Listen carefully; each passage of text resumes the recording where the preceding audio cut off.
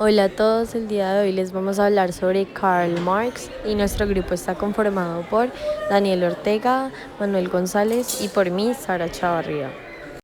Karl Marx nació en Treveris, Prusia, en 1818 en una familia de clase media acomodada y falleció en Londres en 1883. Él se consideró como el padre del socialismo científico y fue un economista, filósofo, sociólogo, periodista, intelectual y un político comunista alemán de origen judío. En 1841, Marx ingresó en las universidades de Bonn, Berlín y Jena para finalizar sus estudios en Derecho, en Historia y Filosofía. Y a pesar de que no estudió economía como tal, muchos historiadores lo consideraron como un economista muy importante debido a sus obras más conocidas que fueron El Capital y Manifiesto del Partido Comunista, junto a Friedrich Engels, que fue otro filósofo muy importante de la época. En estas obras él proponía siempre en su pensamiento una unión entre teoría y práctica, y además se han convertido en una de las obras sobre economía más leídas y estudiadas en todos los tiempos. Y en 1836 se comprometió con Jenny von Westphalen y se casó con ella en 1843. Y al finalizar sus estudios escribió para un diario radical donde comenzó a utilizar conceptos para influir en sus ideas sobre el socialismo. Según el marxismo, la historia se basa en la lucha de clases entre los que tienen y los que no. Este hecho fundamental desarrolló el marxismo para tener una idea distinta sobre el valor de la sociedad y sobre el valor de las personas.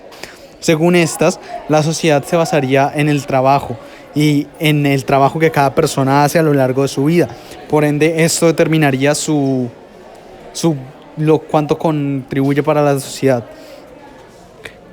Otro punto muy importante es que esta ideología de el valor según el trabajo difirió en gran manera con la sociedad capitalista de ese entonces, llevando el marxismo además a hacer una muy fuerte crítica social sobre el capitalismo y sus maneras de mantener el control, las cuales Marx veía como que estaban basadas en el poderío militar y en la indoctrinación política de las clases trabajadoras.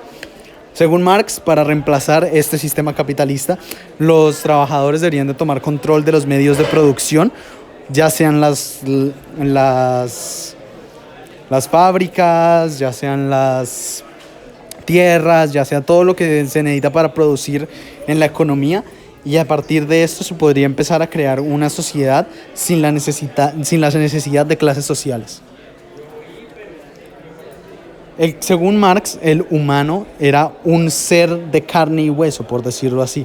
Básicamente, en vez de ser una persona cuyo trabajo, por así decirlo, cuyo rol en la sociedad se basa en la familia, en la descendencia, en el poderío político, según Marx, el hombre es una persona cuyo único valor debería venir del trabajo que aporta a la sociedad.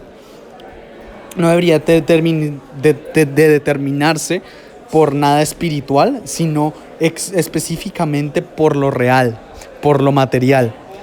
Según Marx, esto era lo más importante y esto era lo que había empujado a la historia a partir del mundo, en una visión que se llamaba dialéctica, en la que la sociedad y la historia en general se veía como una conexión de distintos eventos llevados a cabo por personas como colectivo en vez de como individuales.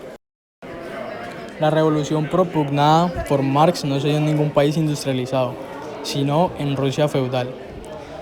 Toda Europa, podemos decir, se encontraba en plena efervescencia revolucionaria.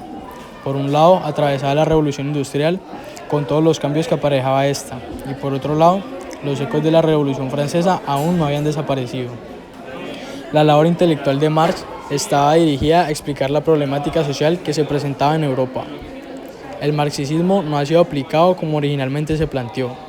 Fue la tesis recientemente expuesta por el autor de este artículo en El Encuentro: Pensar con Marx, la clase obrera y el capitalismo actual.